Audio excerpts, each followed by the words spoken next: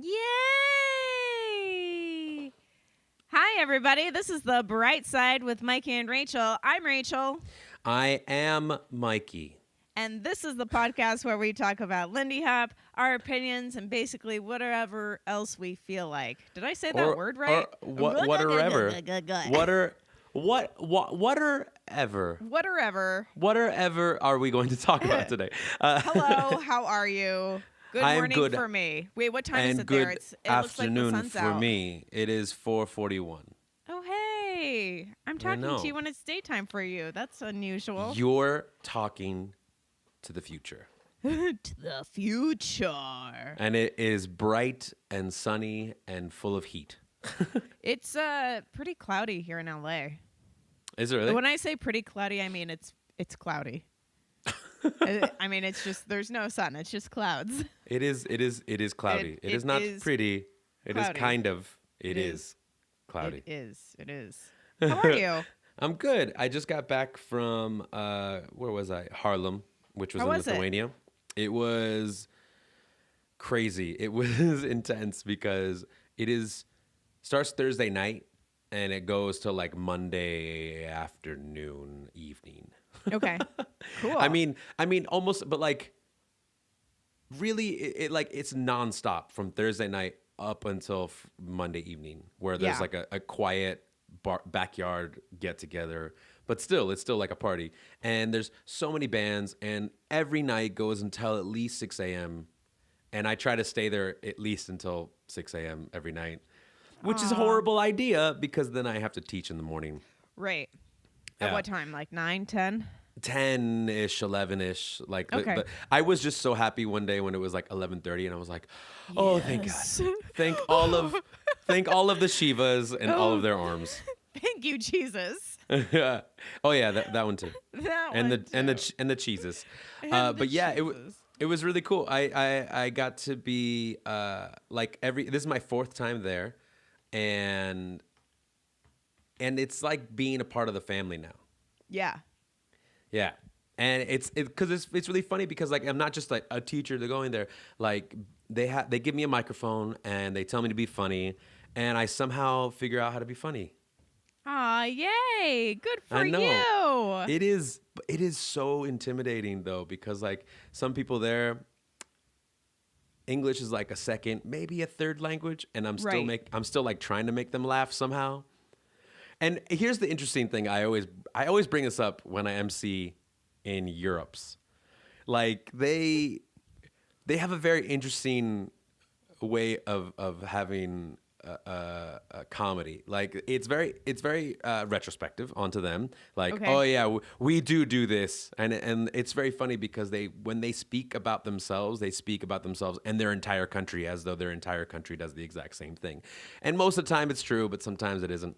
But here's what I'm really getting at: they really love to make fun of each other, like their neighbors. Yay. You like know, their it's like their country neighbors or like their next door neighbors? like their country neighbors, because that is basically their next door neighbors. Okay. Yeah, so like I get to make fun of countries as like a very generalized way, which can be scary sometimes. But as soon as they start laughing, I'm like, yes, okay, good, I made a funny. Do you think like if you were to make a regular joke that you make in your everyday English life that they would get it, or do you have to like cater your jokes to their sense of humor? I have to cater them just a little bit more, I think, as maybe like curate them a little bit more. They have to Okay. be more situational. Okay. So like my trick is when they did it to me twice this weekend, and in the years past, this is my third time doing it with them, and in the years past, they told me like you have to fill up 20 minutes. And You're like, oh no. I instantly, and it was right before I think you started improv, but like I had to instantly think of like, okay, I need a tight 20, like, you know, Very tight 20. yeah. So Exactly 20. So like luckily like doing stuff with Kevin where I feel like he's really good at on the fly stuff. Yeah. And then I'm able to riff off that. Like, okay, I have to create a situation and then riff off of it. Yeah. So ahead of time, like when they told me these 20 minutes, like I didn't have to do it this year, which is really nice. It's like they had to like completely change the stage and get like a 30-piece band off the stage and then like Oh, I adjust see. things and then make it ready for the next band. So that's why it was a 20-minute thing. Right. And then and this year I didn't have to do that, but they did like they're like stretch for time. They're like stretch. And I'm like, oh You're God, like, I okay, here we can't go. stretch any Yeah. further. Yeah. Well, luckily, nobody knew the difference. They were like, "Oh, that was really nice and planned." I was like, "No, it wasn't." Oh my But God. okay, so years past, it was planned. This year, it wasn't. And so what I did again, I was like, "Okay, I need a situation, and then I can riff off of it." So I have a couple go-tos. I'm like, "Who went to class today? What was their favorite class?"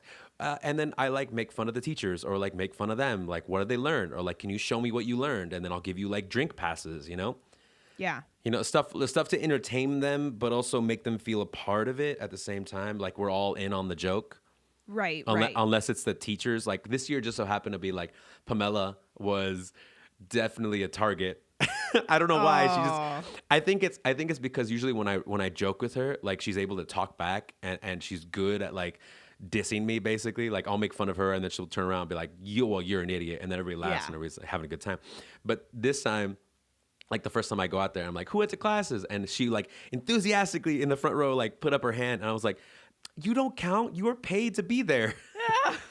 And then she goes, she's like, well, and I go, well, maybe they're paying you. Well, and then she got confused. And I was like, well, okay, we won't talk about that. She's getting paid in litas, which is not a real currency anymore.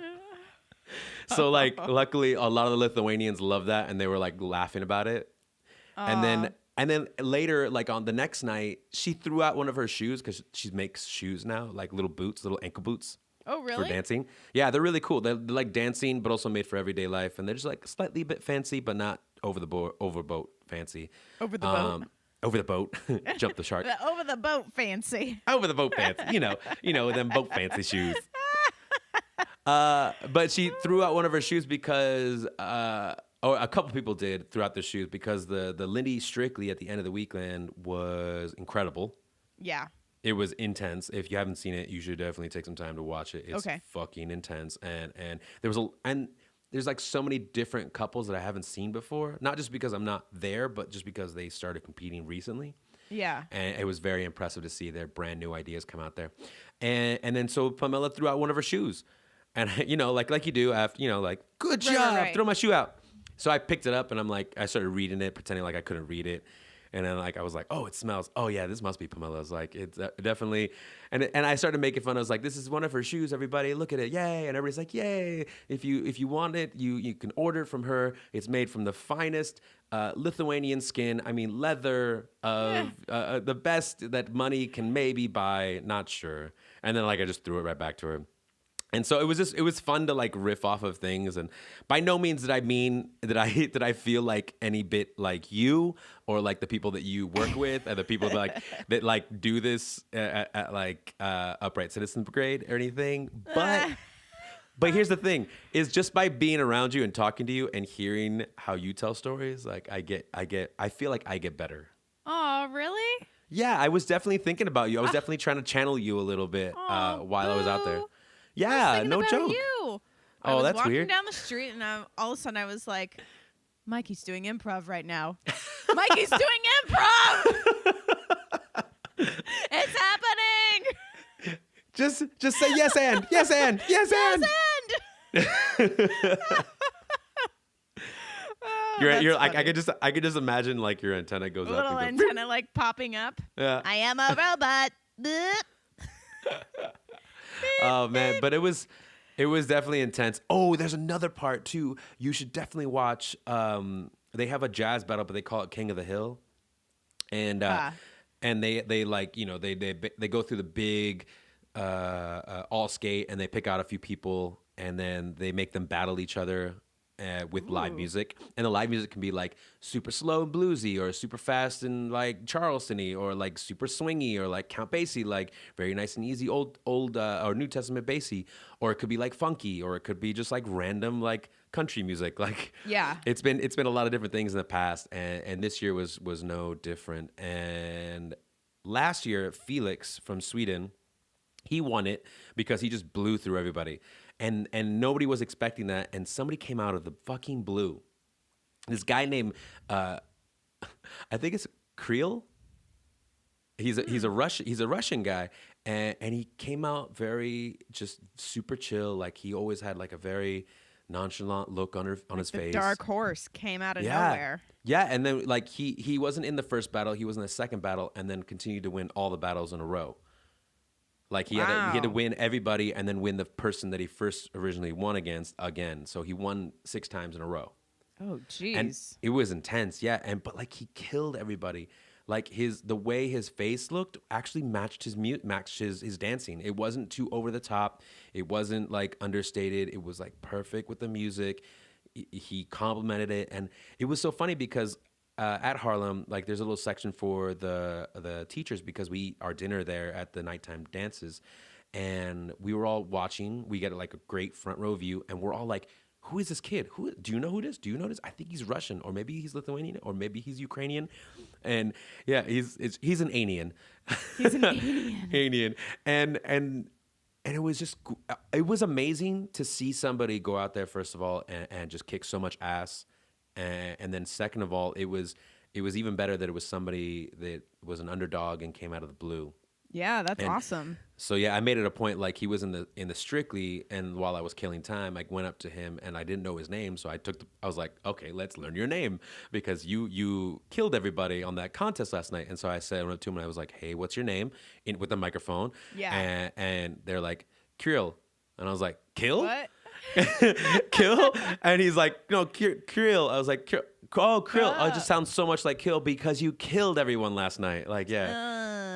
Yeah, I know, right? See? Word association. So that was really, really cool. And I love that. Like Europe is just killing it in these contests, and it's so cool to see the next generation of dancers come up while still respecting the past, but still like making their own way and doing their own things with the dance. So yeah. Harlem was really, really, really, really, really good for that. People come there to fucking show off and throw down. That's awesome. Yeah, that's so cool. So enough about me. What are you doing? Where you going? What are you doing? Oh man, I went on 4 auditions last week. Holy shit! One of them was for a Heineken commercial. Oh. I didn't get it. That sucks. I was gonna be like, you're gonna be in another social experiment that they're gonna do in a commercial thing. I really wanted it, but the callbacks for yesterday, and they didn't call me, so I didn't get it. Oh well. I know. And then I was on set yesterday with Min, who's Minvo. He's like a swing dancer out here who works primarily in movies and TV. Yeah, he works for the WB, the Warner Brothers Studios. Yeah. As like a tech, and like he uses that to like finagle his way onto sets and like figure out when the casting calls are happening. Yeah. Yeah. And so he like asked a bunch of swing dancers to be on set yesterday, and so I went, and it was for this like indie movie with Jamie Lee Siegler, and then Milo, Ventimiglia. No. What? Mel Gibson. Oh, Milo Gibson.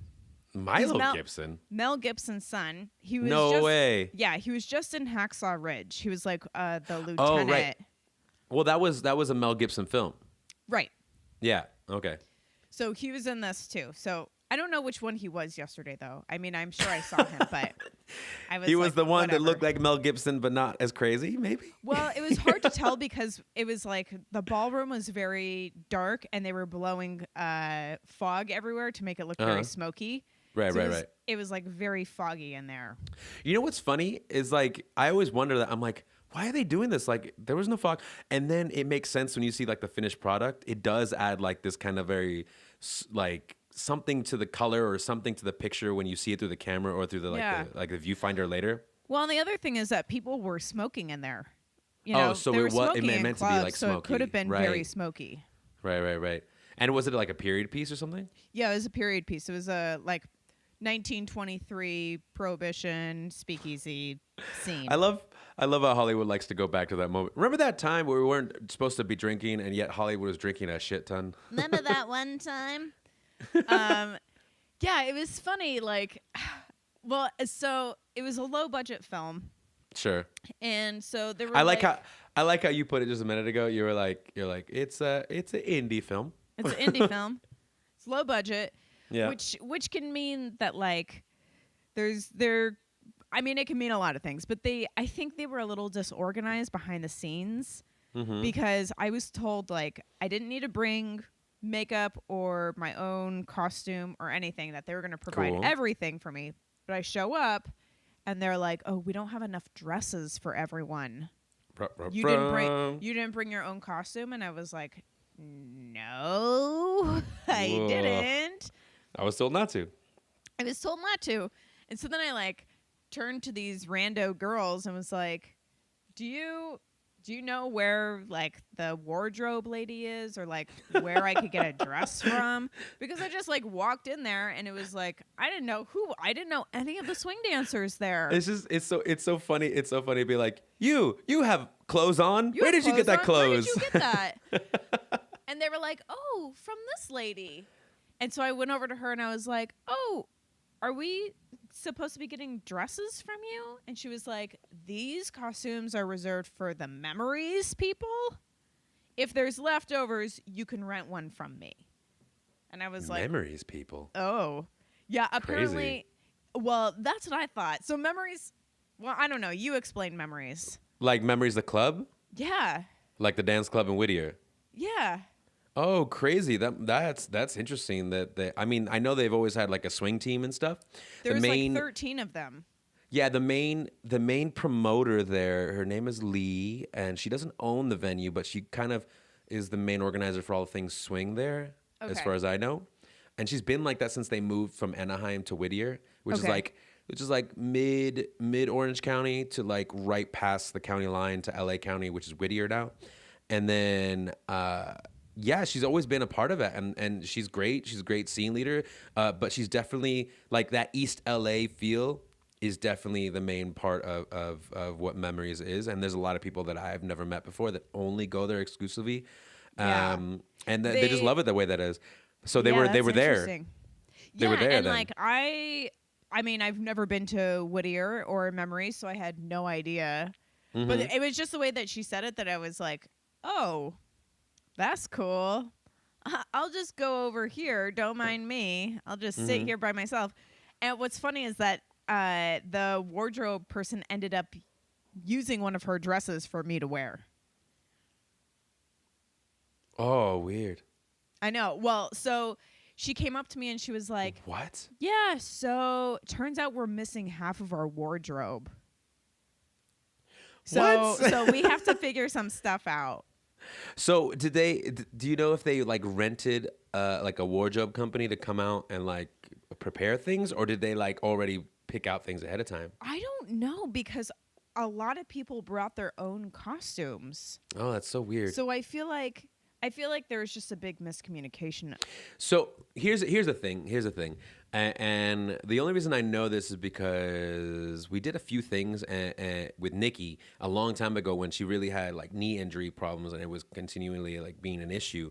Yeah. Where like people would tell us like, "Here, this is what you're gonna wear," and then we're like, "No." And Nikki would always bring extra shoes or always bring another dress or like something to wear underneath, so she's Yeah. not like in just like regular underwear, like dance pants. Yeah. And so like we learned from then on, we're like, okay, even if they say like still bring stuff. Yeah. Yeah. Yeah, Well, and I brought my own shoes. I brought like the little dance shorts. yeah. I like came prepared. And the But dress just they not. gave me, well, I mean, I have like one dress from the 20s, but it's actually from the 20s. Yeah, so you don't And want to so- like actually ruin it or rip it or anything. Yeah, and it's like very heavily beaded. It's a little too big for me, and it's like 30 pounds because it has so much beading on it. Oh, Jesus. It's like it's legit. It's gorgeous, but I was just like, I can't be like dancing with strangers in this dress and then like have the beading, get ripped off and stuff. I know Nikki is like trying to sell a bunch of her stuff, Yeah. Like if you're looking for like have some like extra stuff just in case if you get called up for things like that, you should talk to her a little bit. Oh yeah, maybe See if you I can get should. some stuff. Yeah. Yeah, see, get a few things and just like hold it there, you know. It's so easy to be a dude. Like I just have like two vintage suits or two I know. vintage looking suits, and I just bring them with me wherever I go. And what's funny is that they had a ton of suits. They had like a ton of suits and a ton of hats for the dudes, but no dresses for the women. And then I ended up getting partnered up with Tony Macuro. Do you know who he is? He's like an older guy. I know. Oh yeah, he kind of looks like Adam West, Batman, like old school Batman. Yes. Yeah, so I know. I got partnered up with him, and he's like, oh shit. He was actually the principal of the commercial that I was in. He was the main guy. Yeah. He's like a commercial actor. Yeah. Oh, that's so weird. I had no idea. I've known that guy for years, and I didn't know. Well, it's like a side hustle for him. He's like an entrepreneur. He like invents like medical devices. Like he invented this device where you like put this like ice pack and like wrap it around your head, and it sticks onto your jaw for people who've had like oral surgery. Oh my god, that is crazy! He like sells it to doctors and stuff. Did you ask him? Did he tell you that, or just no, he told me that. He like gave me his card. It has a picture of it on there. Yeah, that's the hustle, right? When you're on set, you're still making friends, like right.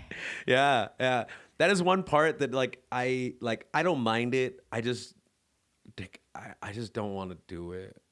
You know, I know why to do it, and I know I can still be nice without having to like overdo it, and so talk to people and be interested, but I just like can't initiate. I wonder if it's the introvert in you. It is a little bit, but also it's just in general like the reason why I don't ask a lot of people out on dates. Like I just don't want to be the initiator and then be like blown away later and be like, oh, that was all my fault. Like the same reason why you don't want to ask people to dance. Yeah, exactly. Yeah, it's just that initiation. Like I will dance with somebody if they ask me and I feel good about the song or whatever. I mean, whatever reasons. But yeah, sometimes I just don't like ask somebody just because I'm just like, ugh. Or I'll ask someone I know where I'm like, want to dance? Like I say it in such the most awkward way. Anyways. But so I got partnered up with him. Yeah. And they featured us where they like, so he gets featured for a lot of stuff because he has that very like vintage look. And so They had us like move across the room and they like follow us, and then we have like a cross section with the main characters, and then the main characters come onto camera. Mm-hmm. And so everybody was like, "Oh yeah, way to go, Tony! Good job, Tony! Tony, you're the best. You really did a good that was good on that one. Way to go!" And I was like, yeah, don't mind me, you guys. Yeah. I don't exist around here. Oh, and everybody was like, oh, well, you too? And it was like all dudes who were saying this, like Lindy Hopper dudes. And I was like, no, it's fine. Like, I don't matter because I'm female. I just like came right out and said it. That is so fucked. I mean, what did they say? Did they hear you say it? Yeah, I said it out loud to them. Good. I was like, don't even worry about it, you guys. I don't matter here. It's all about Tony. And they were like, yeah, but he's the leader. He's the one who's leading you. And I was like, excuse me, I'm the one who's leading him here. And Tony was like, well, I mean, that is true. She is the one who's leading me. God, some people are some fucking dickheads. What a crazy thing to say. Like, just because you're the leader, therefore you deserve all the credit. Like, I can understand a little bit. I can understand a little bit a leader going up to another leader like, oh yeah, that's where my eyes go. Like when I'm watching a couple, sometimes it goes there. But like I have to train my eyes to like look at both of them and look what else is happening besides just the leader, my own role.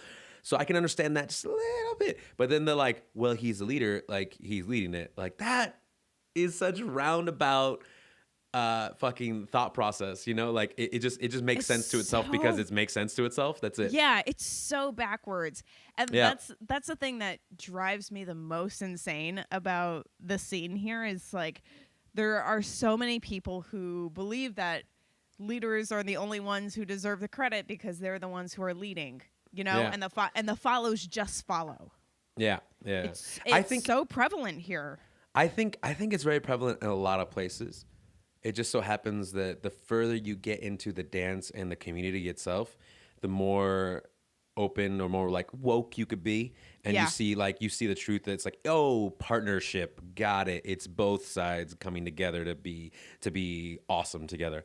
Yeah. But I think people like that who just do it on like every once in a while, were like, maybe these dancers were just kind of cattle dancers that just kind of go to major casting calls, and they never have to really dance with another person. But when Yeah. they do, they're like, yo, I gotta be a leader. I don't know what that means, but I gotta lead. Yeah. That shit is hard. Well, after I said that, then he started being like, hey, good job, you guys. Oh, good. Way to go. Good for them for learning, but also good for you for being like, you guys are idiots. I'm just so fed up with that BS, Yeah. you know? No, I mean, I am more power to you. Like, I say what you got. Like, it's like one of those things where I saw this viral video where this lady was walking down the street, and you know, it was like the takeoff of that first one a long time ago, where it's like an hour of this lady walking down the street and all the cat calls. But this time it's a different lady walking down the street, and as soon as she gets a cat call, she reacts to it in the like, hey baby, where you going? And I was like, I'm actually going down the street, but since you said something, I might as well just come into your house. Is this where you live? Is this where you work? Like, why don't we have coffee? Can we get married now? Like, goes into it, and they're always like, the fuck is going on? It's like, well, you called me over, so I might as well just go into it. Isn't this what you were expecting? Like, Don't you want me to just lean in? yeah, exactly. So that's what you just did. You fucking leaned in, and I fucking love it. Like, A lean in. yeah, you're a fucking gangster. You're a gangster. Rachel doesn't dance. She just pulls up her pants and does the lean in, lean in, lean in.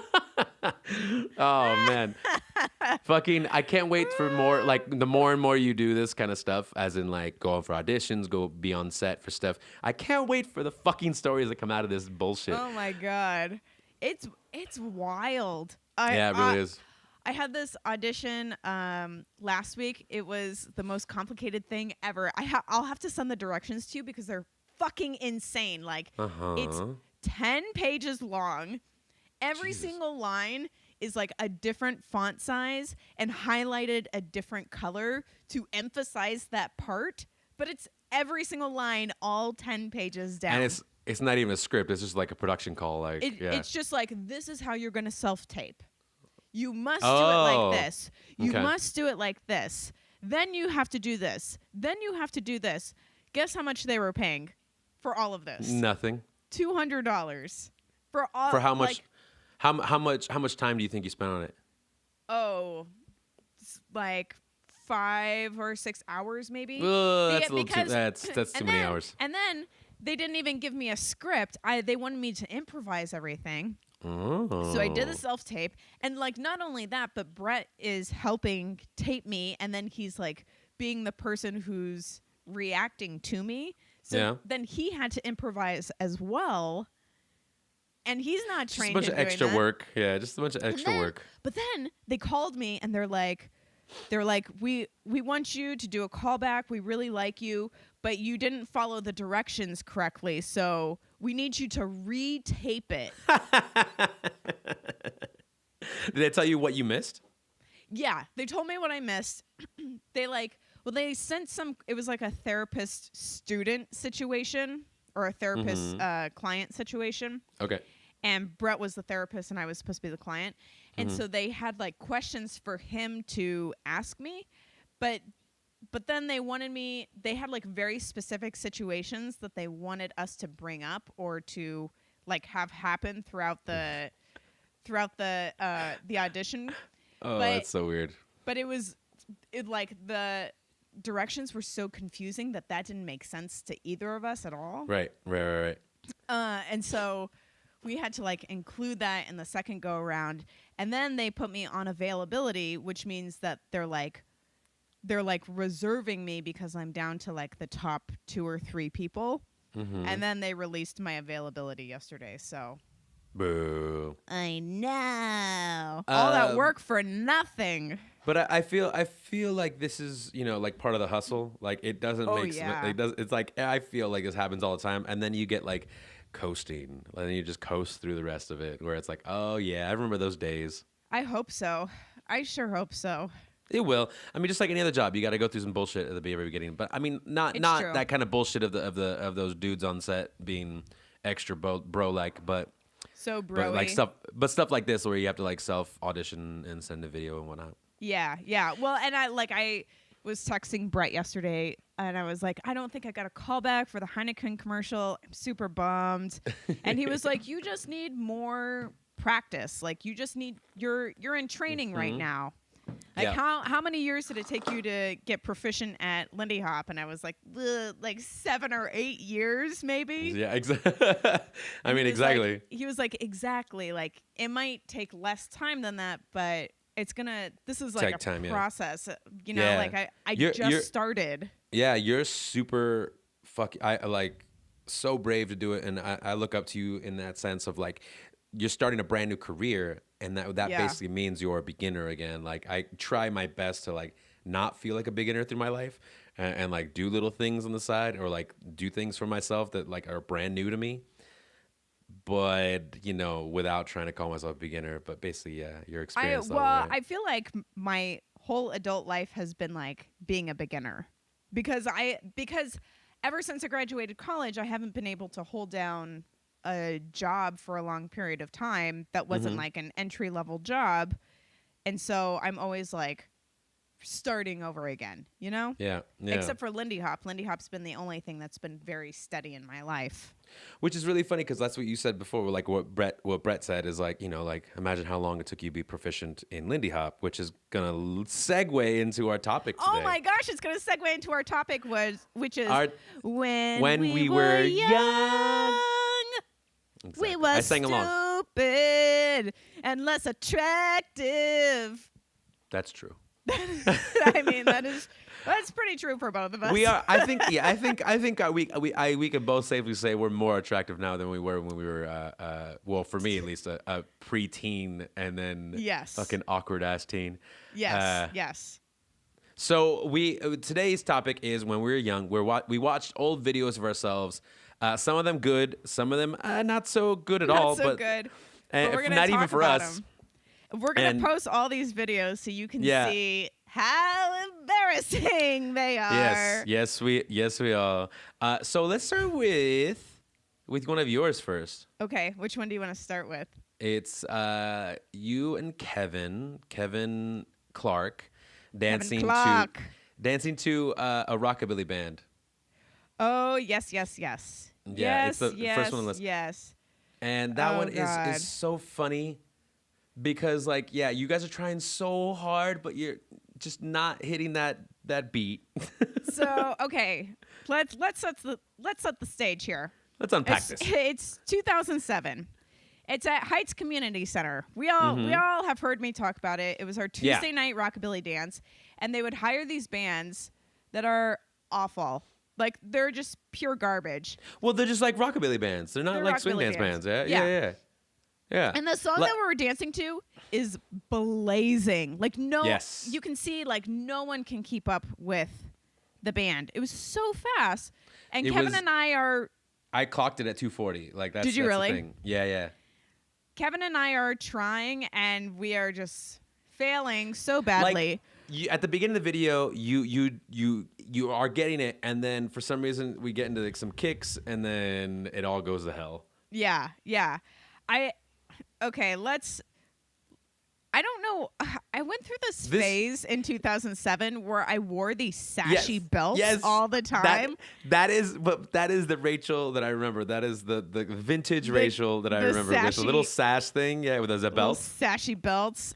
I don't know why I thought those looked good. This was the height of like, trying to be a little more flashy, but like not looking like you tried too hard. So like belts being like old ties or like sashes like that. Like a sort of bohemian look, but like still trying to be like high class bohemian. Yes. It's very funny. The other thing is when I was in college, I had really bad eczema, and so I couldn't wear a regular belt buckle because it would bother my skin if it like ever touched my skin. Which I think is one of the reasons why I wore those stupid sashy belts. I don't know. God, we're so offbeat. And then The hair with a little bit longer, but always that ponytail. Like I feel Always like the ponytail. you knew exactly where that ponytail needed to be every time because that's how I remember you as well. Like that right there, just right there. Well, yeah, I was very insecure about my hair. Also, no, I mean, it's hair. It's fine. It's hair. It's fine. Also, every time I turn, I like do this weird thing with my head where I like, did you notice that? Where I like, goes down and I like. Yeah, you were definitely a flipping, a flopping side to side every once in a while. This is one of the traits that I saw happen a lot in your videos. Oh my God. So let's move on to the next one. Just flailing at its best. Oh Jesus. Let's move on to the next one, which Jesus. is ABQ Lindy number 2, where it's mostly Kevin, and then you at the kind of towards the second half of the video. Oh yes. And this is funny because like okay, I know we're supposed to be talking about each other, but I got to talk about Kevin for just 2 seconds. Oh my gosh. And it has nothing to do with his dancing. It just has to do with that scarf. Kevin, like he was trying real hard to keep that scarf on, and it just kept floating off him slowly until his partner started to like wrap it back around him. If you're listening, Kevin, I'm really sorry at how embarrassing this episode is going to be for you. Oh, we all have our moments. We all have our moments. Oh man, yeah, we all have our moments. So here, well, and also at the beginning, you can see Brett. He's in red. At the beginning of that one. Yeah, on the right hand side of the screen. Oh yeah, I see him. So, but we'll get into Brett in a little bit because he's in another video. He's in another video. So. So we had 2 dances for a while at this venue, the Heights Community Center, and Kevin had, with the scarf, Kevin had started this dance on Thursdays. It was supposed to be like just another Lindy Hop dance. It was like, well, I think it was like swing and soul, and it was just never very well attended, which is why like the floor looks so empty. What was that? You said it was a Sunday night? Thursday. Oh, Thursday. Oh, crazy. Like, I always think Thursday and Wednesday nights are like for some reason in the swing community all over the world are like the highest attended always, but that's funny. Yeah, well, it was Tuesday in Albuquerque. So it was Tuesday, and then Wednesday was the swing dance club, and then Thursday was this dance. And then we had a small dance in a cafe on Fridays, and then another dance in a ballroom on Saturdays. But it was too many dances for Albuquerque, like for the smaller scene it was, yeah. And so this dance may have gotten like 15 people on a good night. It was usually it was like 8 people. We've all been there. We were like super excited, and then we walk in, we're like, wait, what? But because it was like all of my friends, I was like, this is awesome. Like we have the whole dance floor to ourselves all night. That too. That is the awesome silver lining of it.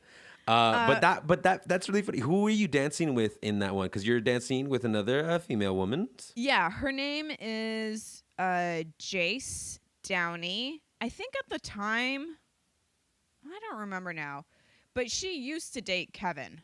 Ah, okay. So they were together at one point. And then because Kevin in this one is dancing with a guy. Yeah, he's dancing with Luke, who is still in Albuquerque, still a part of the dance scene, I think. And what's funny about this video is that you're leading.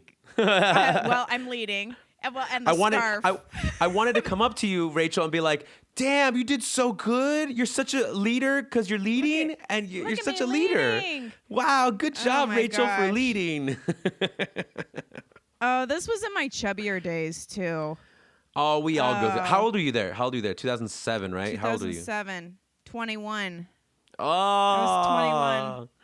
Just starting to drink. Yeah. Oh yeah, that was the year that I went to Mexico with my friends. I just broken up with this boyfriend who I'd been with for a couple of years, and it was a terrible breakup. And I only ate ice cream for 3 weeks. The classic diet. Yeah. So I was a little chubby from all that ice cream eating. I feel like everyone has to start out their 20s just a little bit doughy, So that way they're little on the doughy yeah, side. that way their mid-20s to late 20s are always like the fucking golden years where you're just like, man. I am all that is a fucking human. I am everything. Oh my god, this scarf action though is I know, so right? out of control. At one point, he's trying so hard, but he's not like he's trying to be like real cool about it. Kevin is trying to be real cool about his scarf and like not pay attention to it. And then at one point, Luke goes like, you know what, stop, and then just like wraps it back around, and it stays fine for the rest of the dance. Oh, it's so funny, and he keeps like flinging it around his neck and stuff, and it's like slowly falling off. I don't know why he wanted to dance with the scarf on. It was just it was a thing. It was a thing. I used to do it too. Thing. Yeah, I used to do it too. But speaking about wearing things while you dance, my we're God. going to the third clip here, which is Albuquerque Lindy Thursday, and it's you God. dancing with Kevin again in a jam. This is the real embarrassing one, you guys. Well, here's the funny thing. Kevin is jamming out like crazy, solo dancing, and you're in the picture. But the first time I saw this, I didn't know it was you. And I'm just watching Kevin, and all of a sudden you start dancing with him. I'm like, that's Rachel. Holy shit, that's Rachel. And you're wearing this army cargo hat. Oh, it's so cute. Oh, so first of all, the hat situation, you guys. I had to bobby pin that hat to my head because my head is so tiny. It is so tiny, pinhead. It wouldn't stay on my. It wouldn't stay on my little pinhead. Oh, This man. has to be a little bit. This has to be a little bit after 2007, right? No, Because you guys are dancing a little bit better. This is it says uploaded September 12th, 2007. So I think this was in the summer. Okay. This was like right after I came back yeah. from my Mexico trip, which was in June, I think. Well, you guys are dancing better at that point too. Fast music again, but but I mean, it's just so funny because I'm just like, that is the Rachel I remember, except for the hat. I don't remember you wearing a hat like And that. I got That is these the Rachel like I remember. long, yeah. When they had those capris that were really in, Oh, or yeah. like the Bermuda shorts. Yeah. Those I remember shorts that I'm wearing they were like my favorite pair of pants. I loved them so much. I wore them for 3 weeks straight in Mexico. I washed them once in the middle of the trip in the sink, and I remember just like the water just turned black. Oh, Jesus. That's why they say don't drink the water in Mexico. Oh, I did. Because Rachel did her laundry in it. I drank the water in Mexico. I didn't Uh-oh. get sick. Oh, that's I didn't good. get sick. That's good. That's because you had all of the dairy inside your stomach to like help coagulate it and then push it back out. Probably. Also, I'm from but- New Mexico, which is only slightly cleaner. Only slightly. Only slightly cleaner. That one is. I mean, I like the dancing in that one. That was really fun. Like, I think for some reason maybe you guys did better because people were watching. Yeah, it's possible. Yeah. Also, this is like the most swing-like song. Yeah. I mean that one's a little bit slower than the other rockabilly song, but at least you can swing to it. Yeah, for sure. Yeah. I have to say though, like, the good old days. You know, like when you're young and you suck. Carefree. But you're carefree and you're just like having a good time with your friends. That's the best. And being That's the best. big fish in the small pond for sure. Yeah. Oh my God. No, just barely though. This was like right when I started becoming a scene leader, but had like no qualifications to do so. I mean, who does? Like, seriously. You just have to have a hope and a dream. That's true. That is true. Yeah. Moving on to the next one, which is you in yeah. a dance contest, which is fun. I'm in a dance contest. So this is a year later, 2008 swing battle. All it says wearing is that Jack and same Jill stupid finals. stripy shirt. No, is it a stripy shirt? I think it's like a teal, like a light teal. Yeah, but it's the same shirt that I wore when in this other video. Yeah, when I'm in that dancing first with, one. with Jace. Yeah. Oh yeah, with Jace. Yeah, for sure. You're right. And like that's your power outfit, huh? Yeah, it was my power outfit. And A it's little, funny, a you're little dancing. chubby here too. Like I instantly knew who you were dancing with, not because of how the leader was dancing, but because the way his hair was, like very, very like 2000s hairstyle, kind of boy bandish. And I forgot his name because I called him by the nickname that I gave him, which was Husky Eyes. Because he had these like clear eyes that look like a dog, like a husky dog, like eyes. So I was like, husky eyes. This this competition is funny because Do you remember where it was? it CSU. was in Fort Collins. Oh, okay. So Colorado State University, right? yeah. Okay, now I see it because I see another video that says that on there. Oh my god, so yeah, bad. and it's the intercollegiate swing battle in Colorado, and you're dancing with this guy, and it's so awesome because you're dancing to the first song. You dance 2 songs. First song is or 3 songs, but the first song is in the time of Idlewild, like the Outkast movie. You're dancing to one of their songs, and it's because like everyone's like, "Yay, an old school movie, but like with modern twists. Like we could dance to it, right? Right? No, I don't know what it was about Colorado during this time period where they wanted to dance to modern music and blues in all of their competitions. It was so obnoxious. I mean, even back then I was annoyed. They've always been high. And then the swing song they gave us was like too fast for everyone. Yeah. And you know what's funny in this one too is Delilah's in there too. Delilah's in there. Anthony Chen's in there. I'm sorry. There's someone doing construction in our apartment building here in Madrid, and it's just been happening for the past 2 weeks, and they're just like slamming on stuff. I don't know if you can hear it. No. It's just brr, brr, brr. And sometimes they break the shit out of something. Oh yeah, I can hear that. Sometimes they break the shit out of something and it scares the crap out of me. I'm like, ugh, because I can kind of feel it through the ground. Yeah. And I'm like, ugh. So. Oh my gosh. Yeah, they're going for it. So sorry for that noise. I do such weird things with my head in these videos. I don't understand why I thought that was comfortable or that felt good.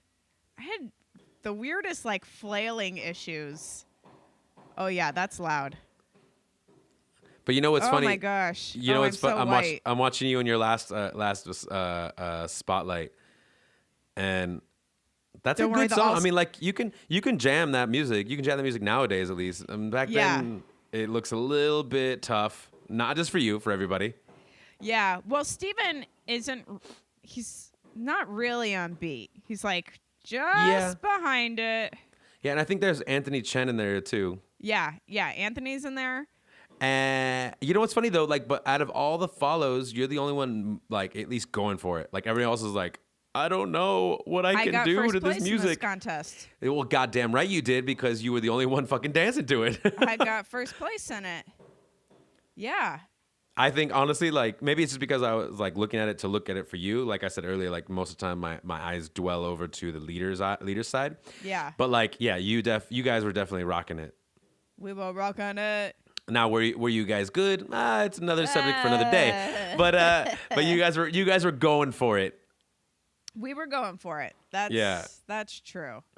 That is true. Totes my goats. Oh my god. So what were the notes that you said you wrote down notes? I'm telling you the notes right now. Oh, okay. Yeah, as I'm teaching. Gotcha. No, I hear you now. I'm right there with you. And the last video we have here of you or your more better half. My better half. Is of Brett. There's a little bonus video of Brett. He had been dancing for like 6 months at this point. Yeah, he's in the red shirt. It says November of 2007. Yeah, he started in February. He's really good. He's really good. And that's my friend Simone. Really good. Like he's like real good. He's like real good. I know. Look at them legs just kicking all over the place. Seriously. He's going for it. He's really going for it. Yeah, and like his hair is so fluffy. It is. That's how I remember him for sure. He was really skinny back then. Yeah, I mean he still is. He still is, but he was like, I don't college know. Kid skinny. He was like college kid skinny, like eating Pop-Tarts for every meal skinny. Yeah. But it's really funny because like you were saying like he's only been dancing that year, and he looks so comfortable. I know, he really does, and he's got like his own style. He's got some rhythmic variations. Yeah, you know what's funny is I can see like his last triple step of his swing out like is real funny because like he still has that nowadays, but like not how it is here, but like still like sort of that body. What am I talking about? Like the form of his body is like about the same. Yeah. I mean, luckily it's better now, but still. It's true. You can very much see like his dancing today and his dancing back then. Yeah, I mean, I could see some of yours too for sure, but like it's definitely cleaned up, like where you look much more confident. Like that last video we saw of you in that Jack and Jill, for sure, like that confidence is still there. Where like I'm fucking going for it. If I'm gonna dance this fast song, I'm gonna kill it. I'm gonna do it. Yeah, it's cool. It's cool. Like you've always had that in your dancing in general, where you're just like you don't. I mean, you don't play around. You play around, but you don't play around. You know what I'm saying? I feel like sometimes. Well, I feel like a lot of times that is to my disadvantage, though, in a contest. I mean, it can be nowadays, but like it just comes with time. Like it's like just like what Brett was saying earlier about acting. It's like I mean, the more time you put into it, the more work you put into it. Yeah. I mean, you're an awesome social dancer, and then when it comes to contest dancing, it just has to be that next level thing. Yeah. That it's tough for you where you were at, like when we talk about ILHC and like Lindy Fest when you competed, like it's tough because like at that point it's like, yeah, you're a good dancer, you made it to the finals, but then there's the next thing, and that next thing is always fucking hard to get. Yeah, it is hard to get, especially like when you don't have a partner or like someone who you're working with regularly. Yeah. And that absolutely, because I feel like that is the next level to get to, is like having someone where you can like really hone your skills with and bounce the ideas off of always, like and get in this kind of comfortability where you can like feel open to try new things, and then you take that onto the dance floor and you do it with other dancers. And totally. Absolutely. Oh, should we move on to you now? I guess so. Oh my gosh. Okay, I'm just gonna put it out there before we even get started on Mikey's, that his stuff is not nearly as incriminating as mine because he's just a kid. You're just a little boy. How can I make fun of just a little kid? How can I make fun of a child? Same size head. Different shapes of bodies. That is so real. Your head is huge. My head is gigantic. It's huge. Should we go to this first one? Sure, go for it. Junior Lindy Hop U.S. Open. Yeah, 99. 99. You and Cassandra, look how cute you are. We had that, like, she's wearing like a pinafore skirt with like sort of overall top thing. We had that made for her. Yeah, because we saw it in like Groovy Movie and stuff, and we're like, we want to wear that. I have a question. Yeah. Is her middle name Joy? Yeah. Oh, okay. But that's what she went by, Cassandra Joy? Yeah. Okay. For like a little while when she moved to Arizona, I know she was dancing in like Arizona, New Mexico area. Yeah. Like I think she was going by Joy for a while too. Okay. Because it just showed her name up here, her last name, and I was like, wait a second. That doesn't look familiar. Bjorklund. Yeah. So and this is really funny. This is the first routine that either one of us had ever done. Ooh, I'm and we scared. didn't know. We did. Oh, is it? Are we sneaking around? Yeah, sneaking around, doing a little boogie forwards or boogie backs. Oh, you're so cute. I'm dressed like in army fatigues in quotations because it was just like brown stuff that we found at JCPenney. It's basically like wearing the same color, like same color pants, same colored shirt, same colored tie. Yeah, exactly. Which I'm so. That color is just not your color. I mean, it's like brown on brown action. Like it's brown on brown violence. That's what it is. It's brown on brown violence, and we don't need that, you know. No. But I was trying to go for like that old school military look, you know. Like I went to a bunch of. This is so, oh my god, emotionally debilitating because we went to a bunch of vintage stores or secondhand stores. Yeah. Trying to look for these old school suits so I can just like wear a vintage one. And none of it fit me. And I was like, and I'm 14 years old. I'm like already sad because like fucking high school is already killing my soul. And seriously. And I'm just like, oh, I don't know. I can't do it. And my dad's like, we're going to JCPenney. And we found all this stuff at JCPenney. And like we have a friend that was a seamstress. So a family friend that was a seamstress. So they like cobbled it together for me. That's awesome. Yeah, and it But was so look, you funny. guys are like doing flips. She's got like Yeah. good swivels. We learned. We basically we went to Camp Hollywood, which is like the summer. This is in November, and like so like 3 or 4 months earlier, we went to Camp Hollywood and learned all these moves, and we're like, okay, we want to do the U.S. Open. What are we gonna do? Like, let's just do all the moves we just learned at Camp Hollywood, and a couple of moves that we learned off of the videotapes. Like that's all we did. Look at you with those drops. Yeah, You're right. killing it. You're killing it. Oh, and I that didn't bow know- on top of her head is so cute. I didn't know what a Shorty George was, or who it was, or why are we shortering the Georgie. But then, like, someone was like, "You should just try adding a couple of these jazz moves in there." And I'm like, okay, that's weird. That's so funny. Look, you Yeah. guys did a K flip. I mean, good God, I still Yeah. can't do a K flip. I mean, it hurt. I remember the first time we did aerials together. We did it for like a full day, and the next day I was bedridden. I could not move my back. I Really? could not move my legs. Yeah, it was really, really harsh. Yeah, and then the ending move that we have there is Yep. the merry-go-round. Yep. And we did it there and just based off the clips and a couple friends helping us. And then like a month or two later, like Hal, yeah, exactly. The ending pose, the like around the ending hip. pose is really funny because she's so low to the ground that when Yeah. she puts her arm out, it just lays on the ground, and then she's like, "Wait, nope, that doesn't feel good." Yeah, Then yeah, she like lifts it that's up. weird. So the merry-go-round, like a couple months later, like after the fact, Cassandra's mom, we go to the old timers place, which is Bob McGee's, and Hal was like, "Hey, I heard you did our move," and we like look over to Cassandra's mom, and she's like taping this moment, and he's like, "Yeah, let me see it," and like we did it in front of him, and he's like, "Here, you gotta do it like this," so he like taught us how to do it. Oh, that's so cool. Yeah. See, those are the things I missed out on being in I the know. old ABQ. I know. Like we were really, really lucky.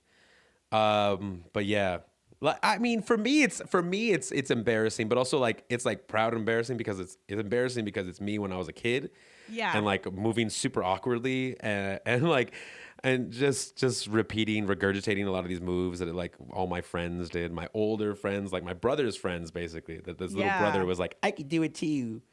Yeah, you were just like tagging along Yeah. for a good time. Totally fucking was. My Such brother a hated good me for it. time. Such a good time. And Oh man, I mean that is the thing is that like I don't have those videos of me when I Yeah. was a kid. I might have martial art videos of me somewhere, that's what but we need to see. but I think they're still on VHS. Do they still have VHS converters? Yeah, that's how I those used things that. still- That's how I got my my stuff. Like I'm going back in California. I'm going through all my like family videos because my dad used to love to videotape everything, and I'm Yeah. just transferring all over to digital. I might have something way in the depths of time, like Yeah, 99, you gotta get it. 2000 You gotta kind of get it. stuff. Even you know what? I started doing martial arts in 1995 or 94. Oh wow, Uh, baby. baby. I always baby. forget that. You always tell me, and I'm always like, oh Yeah, fuck. I started when I was 8. Yeah. I think I have videos. I'll see if I can find them. Yeah. The next time I go back to Albuquerque, I don't know when that's going to be. Needs to happen. It needs to happen. Well, let's move on. So this is a year later, the Desert Dance Camp. Oh yeah. They usually used to do it in Laughlin, but this year they switched it to Vegas for some reason. I think like the hotel they were doing it at was Also, they like, couldn't what's get in it. Laughlin, you know? The river. The river. But you guys are like, you're taller, you're older. Yeah, I think this was. I want to say it was February, or March or January. So it was just like a few months after the U.S. Open. That last Oh, one. really? Yeah. But you guys and- are like noticeably better. Yeah, but and you know what's funny is this one right here is all improv, except for the beginning. It's really good though. 'Cause we She's had- 'cause that really was- good. That was the thing back then. It was like we had like small routines we put together that you cobbled together between other little things, and you just kind of like push it together. Because Hal would always talk about that. He'd always be like, I have like these moves and I have these entrances and I have these exits, and I'll pick 5 of them and I'll just practice those, and then I'll throw those out there Yeah. on the dance floor. So like They- that's what a lot of LA dancers used to do. She is really good. I mean, yeah, like the thing is like we were just trying to be like the old clips and like all of my brother's older friends, basically like Sylvia Schuyler and Emily Thompson and Sean. That was that guy you said you thought looked like Matt Mitchell earlier. Okay. That was Sean. And like Min and Karina. Min and Yeah. Karina were already very good back when I was just learning. That's crazy. Yeah. I will say that the videographer for this loses the game. Like, why are your heads cut off half of the time? I in know, this clip? I know. I told you, like I think this, like I just found this on YouTube and I was like, what the hell? And it looks like someone's videotaping or like recording off of a TV. Yeah, it does. Yeah, because Definitely like has that there's look. there's more clips from this angle, like the teachers that weekend like did their little thing, little jam. Yeah. And that was I told you this earlier is that was the last weekend that Maxie Dorf was around, which was a famous Balboa dancer, Balboa and Bal swing dancer, who was living in Vegas, and he was teaching with Sylvia Sykes. Okay. And he was teaching because like he had an accident like a month or so before, and so he was like basically in a wheelchair. So they roll him out there, and they think Sylvia rolls him out there, and he gets up, and they're like, ugh. And then he gets up and he grabs Sylvia, and like he's still like old man strong, so like grabbed her and then started doing bow, and everyone's like cheering so loud and like crying at the same time. And that was the last time, and that's on video here on YouTube as well. Jeez. That's the last time. The last time he was video dancing. Oh my Because god. he passed away like a month or two later. That's insane. Yeah, it That's was really crazy. insane. After this performance, he beckoned us over by both Sylvia Sykes and Sylvia Schuyler were like, Maxie wants to talk to you. And you're And like, we're like, oh no. Okay, I guess so. And like, I didn't really know who he was. I just know he was an old timer, and I was like, that's cool. And then I learned all about him afterwards, after he passed away. But Were he like you- loved our dancing, apparently. So you were like 15 in this clip here? Yeah, I must have So- just turned 15. Because February. Yeah. Mikey's birthday's in February. um, so were you like super into the dance at that point, or were you like Oh, yeah. doing it because your mom was like, you should do this? No. Actually, it was my brother. He was like, you should do this. And my mom was like, why are you doing this, you silly weirdo? And she was laughing at me. And my mom, the great encourager. And Mine too. yeah, I was super into it. Like those pants I'm wearing are my first like tailored pants. And he still wears them today. No, I lost them. Yeah. Oh, that's sad. I know. And what else? Like the dress that she's wearing, like I made that for her. Like I got it made for her. That little Did you blue sailor really? dress. Yeah. Oh, I was crushing Mikey? on her so hard. I was crushing. Oh, Mikey Like, was in 13 love. 13 to 15-year-old Mikey was crushing hard on Cassandra Bjorklund's. Oh my god! And you got a little dress made And- for her.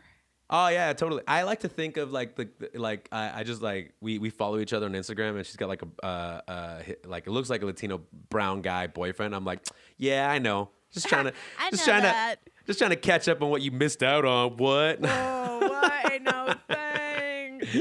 Oh my god. But yeah. Yeah, So it was like a cute. family affair. It was a family affair. Like Cassandra and her mom would take me and my cousin Josh, who was like a few months younger than me, out dancing all the time. Like it would just be the three of us and like a couple other friends for sure. But like the three of us were the main crew that would go out all together. And my brother every once in a while. And my brother loved it because he would alleviate like any responsibility he Yeah. needed to have for his little brother tagging along or anything. So yeah. Aw, that's so cute. I Oh, know. Your cousin is the one who posted all this stuff. The last couple ones, yeah. 11 views. And I think they're all from like just us watching it a couple times now. That's hilarious. Let's move So on. yeah. This exactly. next one is really good. Do you remember what year this Which is one? from? Which one? The Junior Jitterbugs Costa Mesa. It must be 2000, 2001 maybe. Doing that fancy dip you guys do. Whoop, little splits.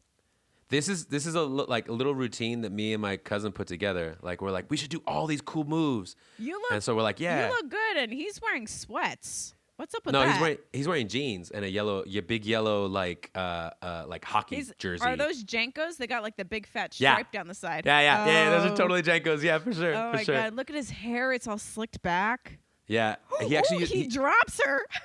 yeah, he drops her. That's the funny part too. I was like, Josh, like, why did you post that? He's like, oh, whatever. She fell hard. Oh yeah. Luckily we were kids, so we bounced back real fast. Oh my God! She really took a tumble there. You guys are cruising. You're just like circle, circle, circle, circle. Wait, is that Like, Cassandra still? Yeah, that's still Cassandra. Yeah. She just has her hair cut. Yeah. I started to look more like my dad in this because he was like, well, if you're gonna get older then and you're gonna go out dancing, you gotta look good. And my dad's consideration of looking good was like, wear dark clothes and get your hair cut. Oh, she's like really embodying that jewel thing. Yeah. Like a little Like more very like straight legs. a little more like Jean, Okay. Jean and Oh yes. and Irene Thompson.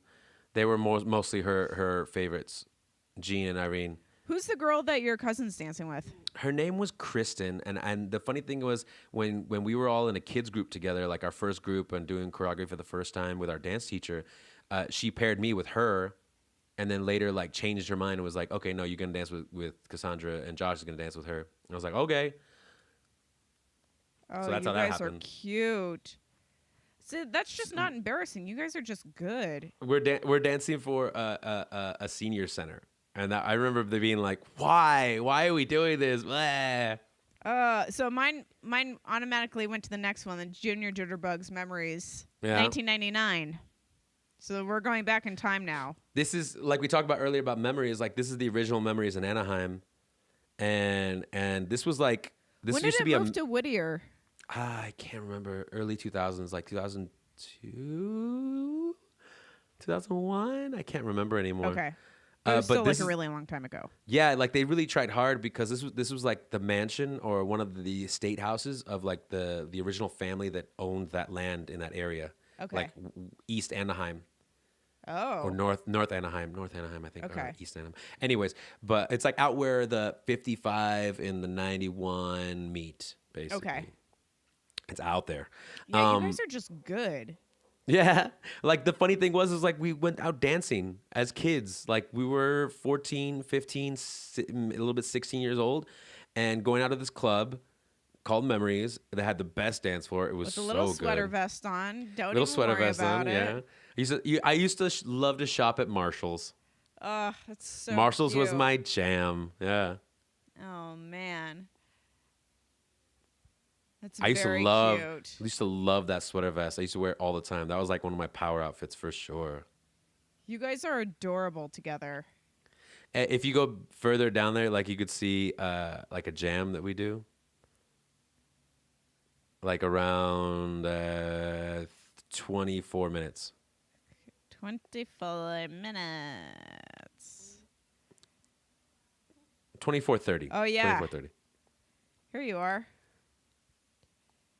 This is a good angle. Yeah, Cassandra's mom was like, "Let me get up there first before you go in there." Aw, that's so cool.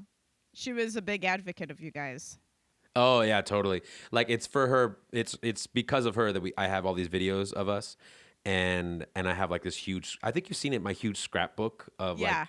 Yeah. She made that, and apparently there's like more pictures that like didn't go into it, and she's always tried to give them to me, but I'm like, That's so it's cool okay. to have someone support you like that because Yeah. I feel like that was I don't know, you tell me. I'm not going to speak for you, but I feel like if that were me, that would have been something that would have like really helped me with my career, having someone who's Yeah. like supporting you along the way and like encouraging you to go out and do more things and Yeah. help you get the costumes and the partnering and like Yeah, all it the really- things it really that you did. need.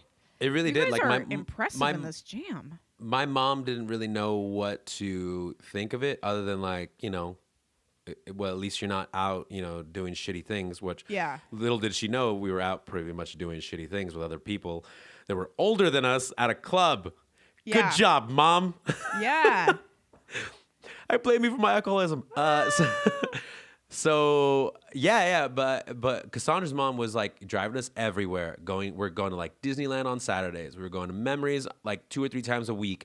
We were going to like little cafes where they were having bands. We would go out to Riverside to dance. We would go up to LA to dance. We would do like small little things, or like they had they wanted swing dancers in this big like country music video, and we went there and we did that whole thing. And yeah, man, it was crazy. Like, it wasn't for her, like I would never had like the drive to be like, okay, I'm gonna go do this. Okay, I'm gonna do this. Yeah, You know? that's so cool. That's Yeah. so cool.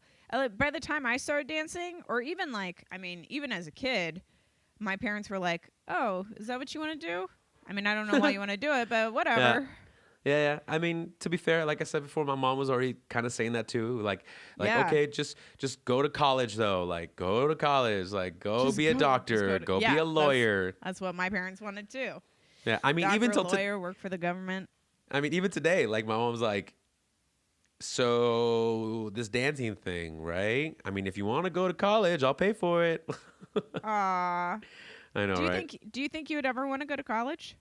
Maybe. I've been thinking about it actually a lot more lately, like especially like thinking about all these videos and everything, Yeah. and seeing myself like grow over time, and like be like, this is like the majority of my life, like, but I don't want it to be just the point of my life. Yeah. A very, very kind of ambitious, I feel like, where a lot of old school feelings of being a well-adjusted human being in America is like having the one job, going all the way through retirement, and then like Yeah. ending up in a retired home, you know, Yeah. with Yeah. you know the atomic family and whatnot. Yeah. But I think nowadays, like I love the idea, like how you have as well, like where you're just like changing jobs, where you're like, okay, now I want to go do this, and like now I got to put all my energy into it.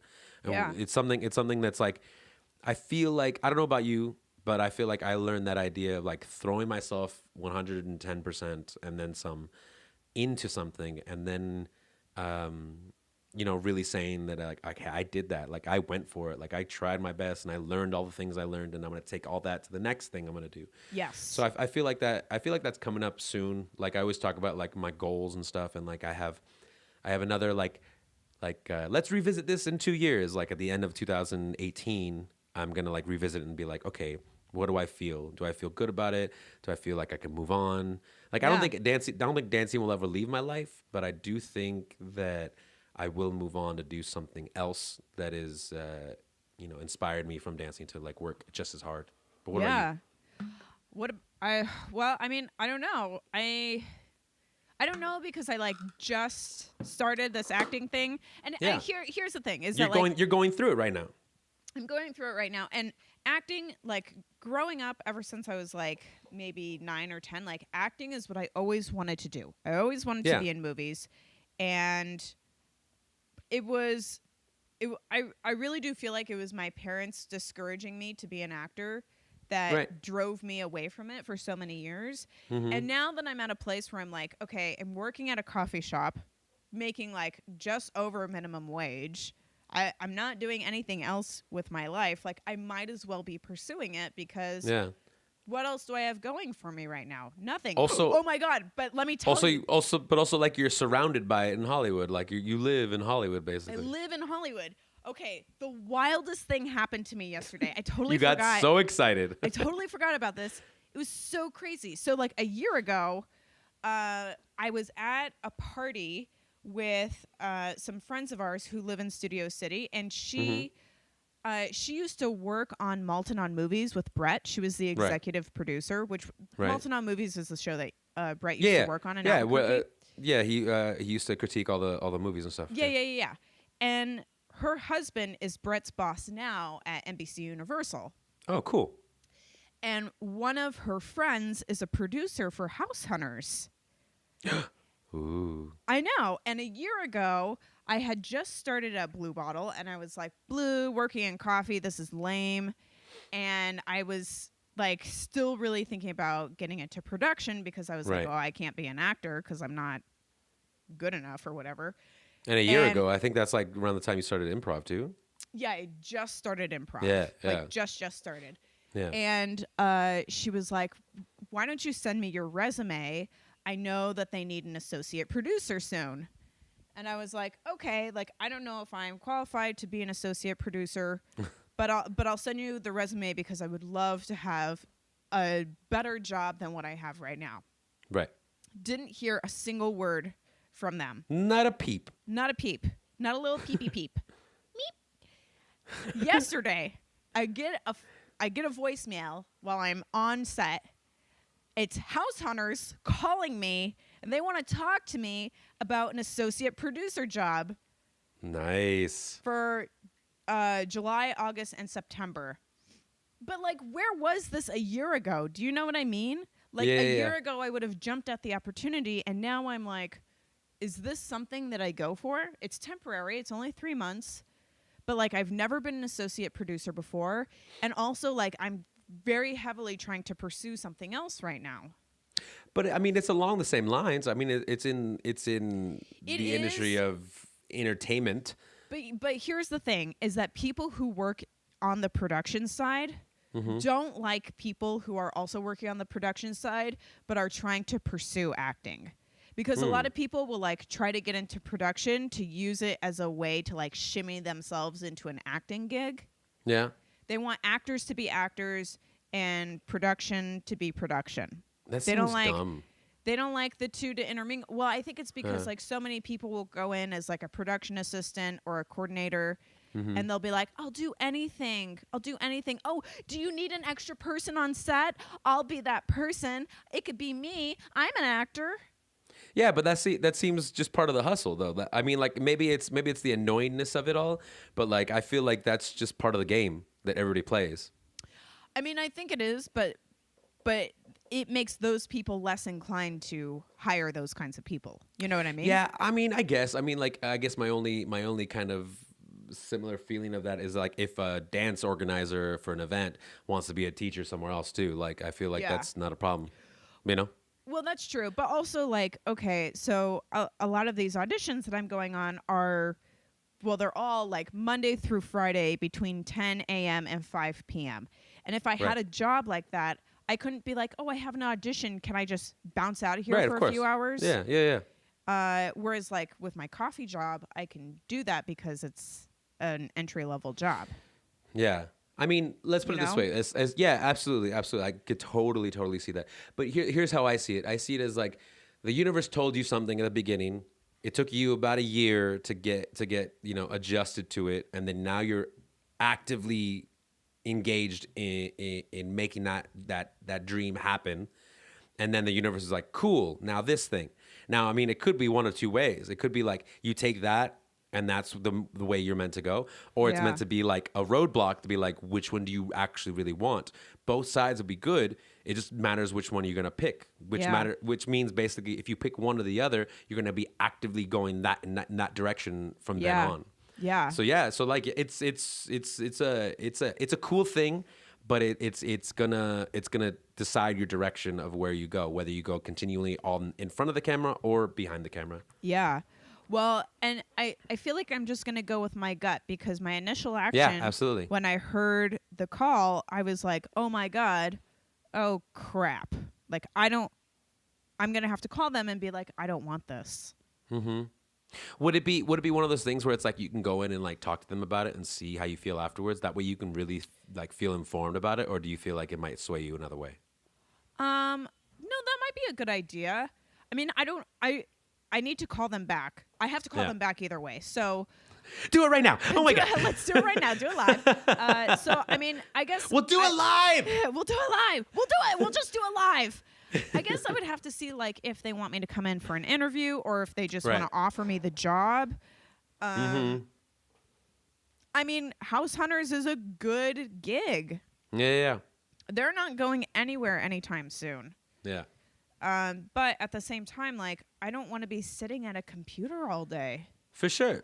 Like I said before, like I feel like if you choose one or the other, like you just have to put more energy into that thing you choose, and that'll be like the course for the next year or two at least, at the very least. Totally. Like I think both are good because like you're always going to need somebody doing something behind the camera, and you're always going to need someone doing something in front of the camera. So either way is really good. We had a question picked up, but like we're running really, really, really overtime. Do you mind if I pick another question instead? Because this question we picked. is like I want a lot of time to unpack it. Like that question. We'll come back to it another time. You know what I'm saying? You know what I'm saying? You know what I'm saying? I'm gonna unpack this question that Kate just asked and she's waiting You're welcome. I just know better than to interrupt you when you're doing that. I was like, does she want me? Does she want me to ad lib on top of her wah-wah-wahs? Like, does she want me? No, I'm just gonna hide back here. Then. I'm just gonna sit back here. But yeah, we had a really good question, and we do want to get to it, but I think we can get to it in the next one if that's cool with you, Rachel. When we unpack it, Jesus Christ. So okay, I'm gonna pick another fucking question now. Pick another question. I don't I'm care. calling audible from Chris Lee. Wait, where do you have it?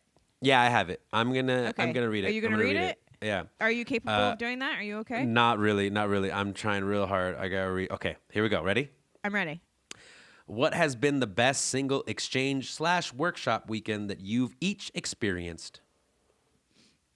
Do they mean like an event in general or like a particular year? It says exchange/workshop. Okay. Go. Lindy, focus. So I mean, to be fair, I mean like that's a lot of different things, right? That's a lot of things. Yeah. But I mean exchanges best single exchange or workshop weekend. Oh so man. here's a funny thing real quick before we go into the questions. The funny thing is like in Australia, they call like what we would call events like something like Lindy Fest or like Lindy Focus exchanges. Oh, really?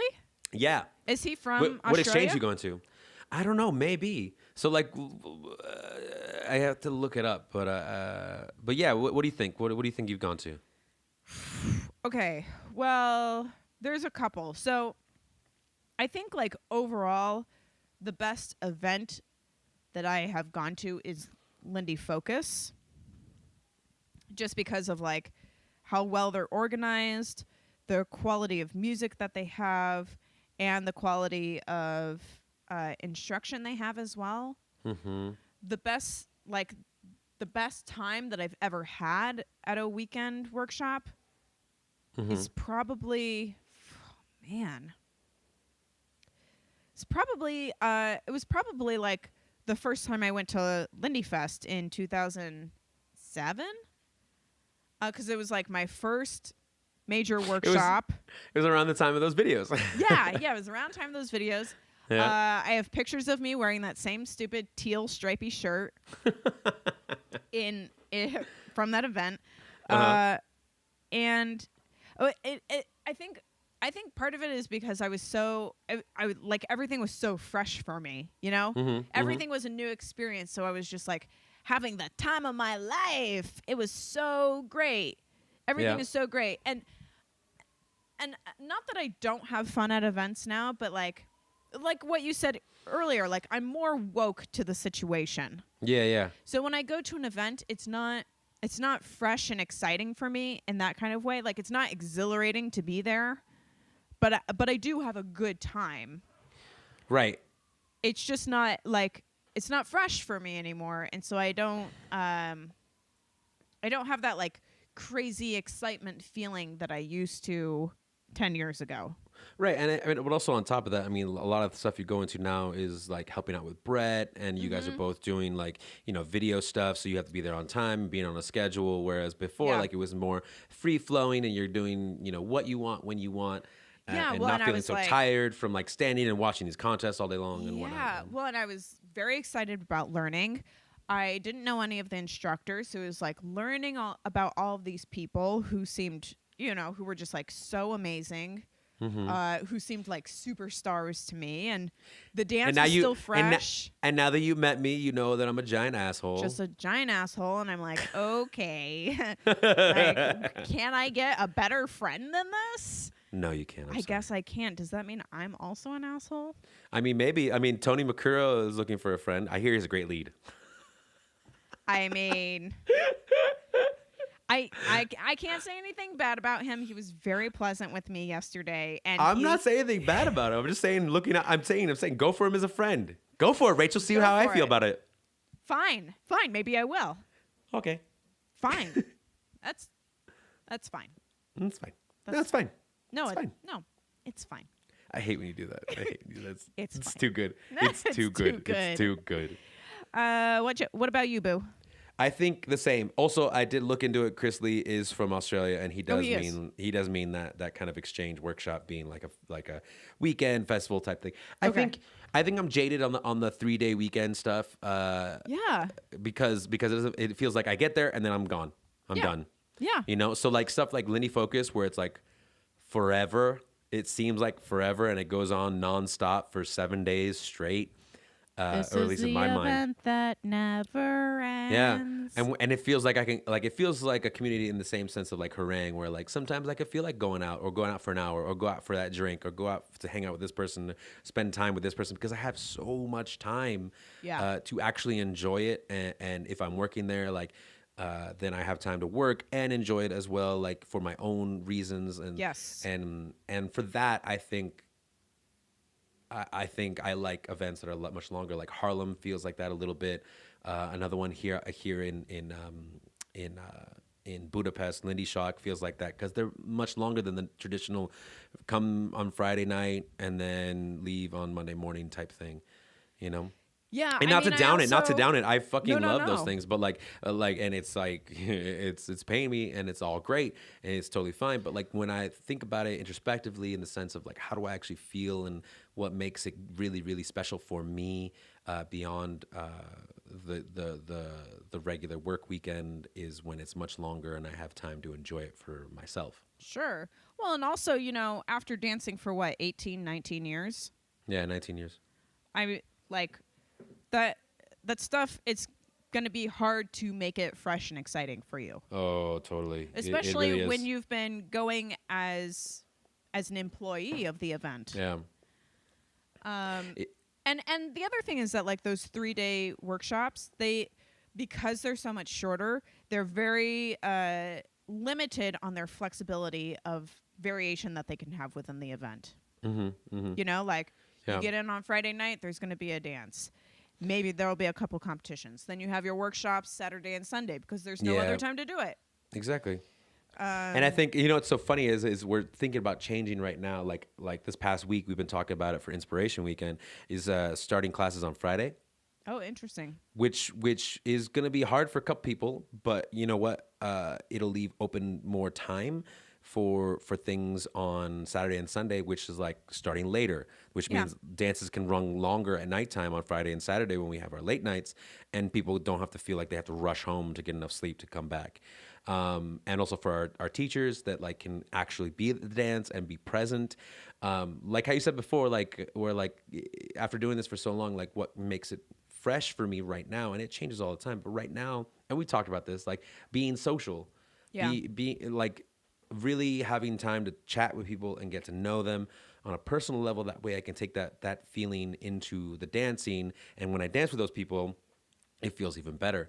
It feels more connected. It feels more than just cerebral techniques. It's more emotion and more time, which means a lot to me. And like that to me is strength. I feel like it's strengthening me as a person and a dancer, and informing me as a dancer. Like, so I really like those events that are run a little bit longer. To give me that chance to be social even more so, and not have to worry about shit. I got to go to bed because like I got to wake up at 9 because I start class at 10. So I have to give time to get ready and have some breakfast and feel rested, you know, and whatnot. So for sure. So what's your bright side? My bright side is my blonde hair. Oh my God. I always forget about it until I see it, and then I'm like, holy shit. You know the reason why I got it, right? The reason why I got it is because I was really into Dragon Ball Z. He was around at the same time. Could have been partially Ricky Martin. But also on top of that, it was Dragon Ball Z. Like the main guy of it, like when he turns into like this super version of himself, his hair goes from black to being blonde. And I was like, I'm Super Saiyan Mikey. Oh my gosh. Yeah, That's so cute. Yeah, legitimately, like I was like, yes, I'm like a fucking alien kung fu fighter. Oh man. Yeah. So my bright Oh side is my man. blonde hair, and also also bright side was getting a lot of time to dance with Cassandra, and like going through like the pre-adolescent and adolescent years, kind of going through that time together, and also Yeah. kind of like figuring out emotions. Yeah. Yeah. You know. Totally. Totally. What about you? What's your bright side? Man, I think my bright side is probably Morgan Petrosky, which is the girl who created all those videos in Albuquerque. So she right on. had just moved to Albuquerque. She was doing an internship at the Journal as a photographer. And so she was like experimenting with a lot of different like photography and videography, and So she was filming all the time. she was filmed constantly, and if it weren't for her, then we wouldn't have all of this footage of us dancing from 10 years ago. I mean, albeit it's so embarrassing and terribly bad and offbeat, but like it's also fun to look at those videos and be like, oh, remember when like 2007 was a great year for me, Lindy Hop wise, and with my friends. Like that's when I met all these people and became really good friends with them, and I got really ingrained in the swing dance scene, and I started to become a scene leader, and I was teaching classes, and I was learning a lot, and it takes me back to those feelings and those memories seeing these videos, whereas like if I didn't have it, I might not ever think about that stuff, and then that stuff kind of falls out of your head after 20, 30 years or whatever. Yeah, absolutely. You know? Yeah, for sure. I mean, like again, like it's the same thing. It's like having a parent that's like always taking pictures. Like you hate it you kind of hate it in the moment, or maybe you're not aware of it, but at the same time, like later you look back, you're like, holy shit, I have these memories like still here. Yeah. Well, and that was before like videos on cell phones were prevalent. Like you could take a video on cell phone, but it was terrible quality, grainy, and you weird, could only take like 20 seconds or something. Right. Until your like your memory was gone. Like you're like, oh shit. Yeah, it'd be like 5 seconds, and you'd be like, I literally can't see anything in this except for squared pixels. The good old days. The good old days. So I have to say that I have to like tip my hat to her, because she really did a lot of, and like we have so many photos from that time too. They're like somewhere on one of our hard drives, but it's like hundreds and hundreds of photos. And something like is maybe sometimes it could be trivial, but like for us, it's like really cool. Like one of our first dances from that Lindy Fest, where I'm wearing a scarf. Yes. There's a picture of us dancing. There's a couple. There's like 3 pictures. It should be up on the Brightside Facebook. Yeah. And I have a scarf. You have a scarf. And I still have floppy hair. And neither of us are looking at each other. Yeah, We're both looking at the ground super awkwardly. You know why? I think there was, from what I remember, and it could be completely wrong, but from what I remember, I think that was like a Thursday night, like right before the event starts. Yes. And I just arrived, and I was like dancing just a little bit. Like you were one of like maybe 5 dances I had, and I walked in the ballroom, and then walked out to go like drink or something. I probably asked you to dance, right? You didn't ask me. Oh, probably. Yeah. Oh, probably. Look, I don't ask people to dance. It's Mikey Pedroza. Maybe I'll ask him to dance. Oh, Mikey. Oh, geez. Here comes that girl with that ponytail. Oh, my God. Girl. She's wearing that teal shirt again. She's going to ask me to dance. I think I'm wearing a green shirt in that. No, I think you're actually wearing a black shirt on that one, I think. Oh, really? Wait, hold on. We'll take a look at it another time. We'll take a... Because we can post the pictures. Yeah, we'll post the pictures. So we gotta skedaddle out of here. Wrapping it up, yeah, because I gotta go to work in like an hour and a half. And I gotta go to work in an hour and a half. Oh my God! Boo! Oh. Exactly. So guys, you could catch us on Facebook on the Brightside. Leave us your messages and leave us your well thoughts or your bad thoughts or your any thoughts in general or questions, because we love questions. We always need more. And you could catch us always on SoundCloud, and then that RSS feed goes to iTunes. Rate and review us over there if you feel so inclined. We would love that. And coming out soon, I'm still working on it, is the YouTube version of this, which will just be a video, a little picture of us, and then the title of the episode. You'll hear how bad it was in the beginning and how worse it is now. Yay! Yay. From us to you. Bye.